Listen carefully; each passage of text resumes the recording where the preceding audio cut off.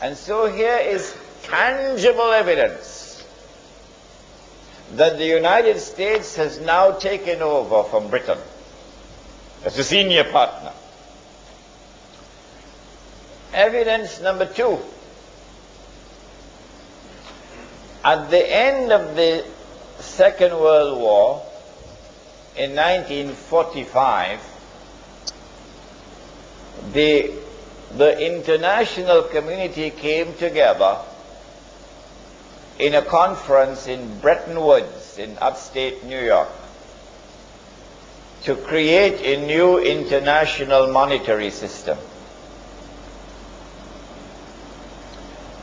Prior to this, Britain, London, was the financial capital of the world.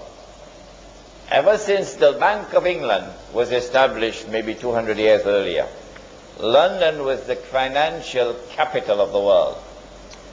And the ruling currency in the world was the British sterling pound. His Majesty the sterling pound. But now at Bretton Woods something strange happens. The Bretton Woods Agreement confers upon the US dollar the status of the ruling currency. And the Bretton Woods Agreement confers upon Washington the status of the financial capital of the world. Because the International Monetary Fund is now located in Washington. The British didn't like that at all. The World Bank is located in Washington. The British didn't like that at all.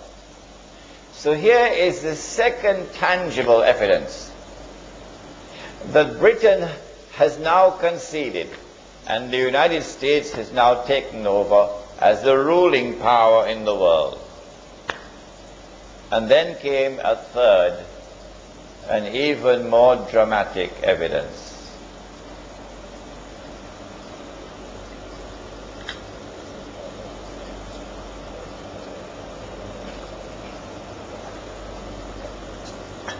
In 1952, a revolution took place in Egypt, and the Egyptian king Farouk was overthrown by the military.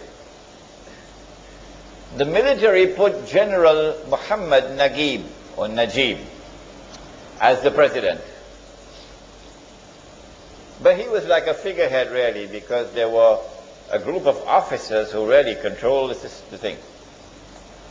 Muhammad Naguib remained as the president from 1952 until 1956. But in 1955, there was a very important conference of Asian and African states which took place in a city in Indonesia. Which one? Bandung. I was in Bandung 2 weeks ago.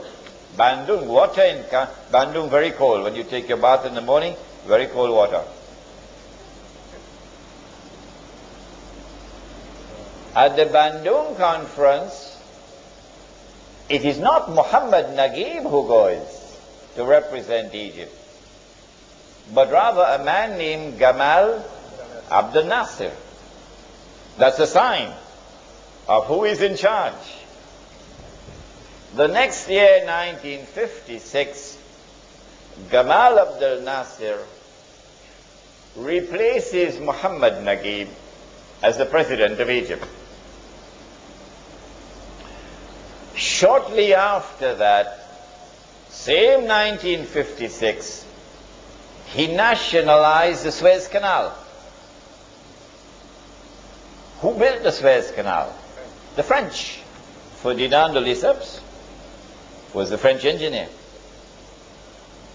And then the French and the British came together in a joint control of the Suez Canal. Gamal Abdel Nasser nationalizes the Suez Canal, removes the French and British troops which were there, and Egyptian troops now take control of the Suez Canal. This is as plain and as clear an act of defiance and of confrontation with Britain as you could possibly find. In order for Britain to have any vestige of a claim to be a superpower, Britain has to respond, must respond. Well, what Britain did was, strangely, mysteriously, Britain kept the United States out. And the British and the French joined with Israel. And these three countries invaded Egypt. They landed in Suez and they took control of Suez. And the Israeli army swept through the Sinai Peninsula and took control of the whole of Sinai. And the Israeli army reached to the Suez Canal.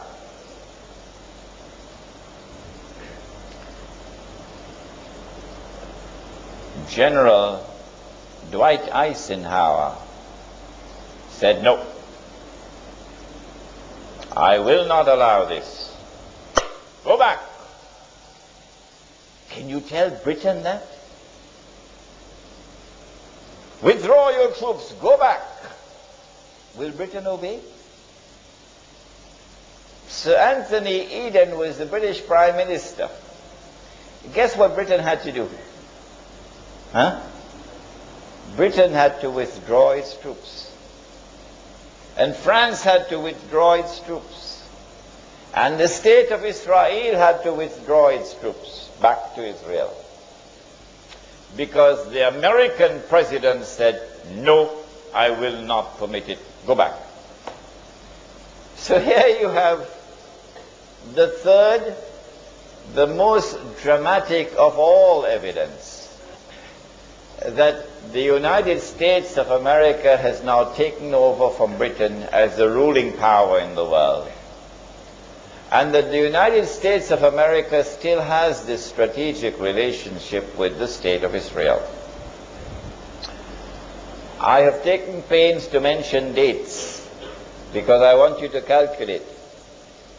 That was a day like a year, and this is a day like a month. What comes after this? Now is the time you have to think. And if out there in Indonesia they could understand it so easily and so quickly, grasp it so quickly, there is no reason why you cannot. In order for Dajjal to complete his mission, he has to move from a day which is like a month to a day which is like a week.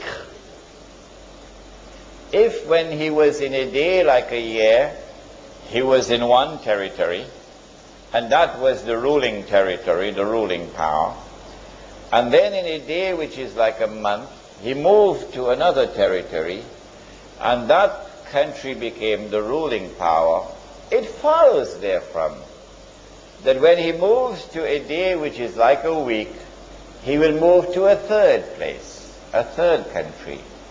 And that country will now replace the United States of America as the ruling power in the world. But it will not rule for long.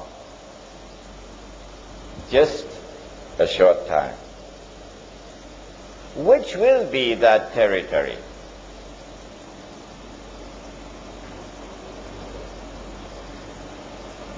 China?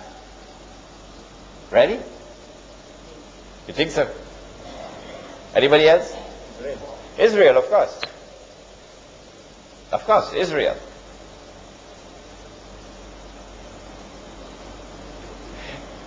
The state of Israel already has, or has been given by the United States, thanks to people like Jonathan Pollard, the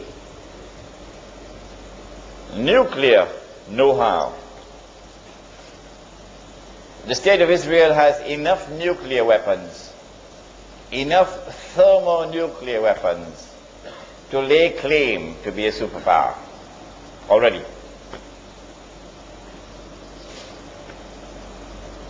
But in order to be recognized as a ruling power in the world, Israel will have to give a spectacular display. A spectacular display, a dazzling display of its military might, which it has never done so far. All that the world has seen is glimpses of what Israel is capable of doing. But it'll have to be a spectacular display of its military power. When it does so, it will have to emerge out of that military event. It will have to emerge as the dominant power in that region, so that all the states in the region in which Israel is located must all submit to Israel. Secondly, when Britain was the ruling power, London was the financial capital of the world. When the United States became the ruling power, Washington was the financial capital of the world, ably assisted by New York. And so if Israel is to become the ruling power in the world, something dramatic has to happen in the monetary system around the world, in the financial system around the world. Something dramatic has to happen, in consequence of which the financial capital of the world will now shift to Jerusalem, or to the Jews. What is it that can happen? Oh, I love the Indonesians, because they could understand so quickly, so easily. I don't know, maybe because they eat a lot of nasi, rice. The answer is, the international monetary system is based on fraud, paper money. If I get a chance, I can teach you the subject, but tonight is not the night. But it is fraudulent. The entire world of money is connected to one currency, the US dollar. The Indonesian rupiah can fall, and it will cause ripple effect on neighboring countries and so on, but it wouldn't bring down the world.